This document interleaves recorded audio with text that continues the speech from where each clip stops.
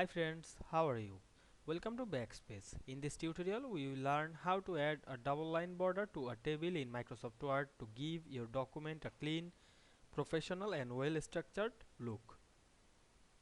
Double borders are commonly used in official forms, certificates, reports, invoices, academic tables and professional documents. Many users apply border incorrectly, resulting in uneven lines, broken borders or inconsistent table formatting. In this video, we will discover simple and precise method to apply double line borders to entire tables or selected cells without affecting your layout.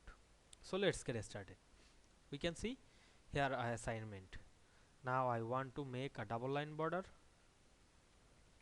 Go to insert menu, click the table option and create a table. We can see the table is a single line border.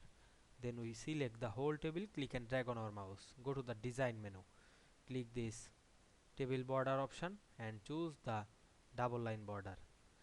Here we can see many line, but we choose the double line. Then click the border drop down menu and choose all border. Then zoom in this document and we can see we make the double line border to this table easily. You can write anything.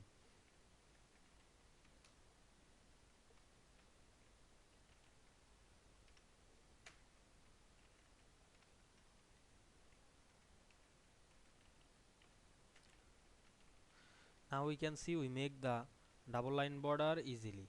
I hope you understand this process. If this video helped you, don't forget to like, comment and subscribe my channel to get more than video very soon.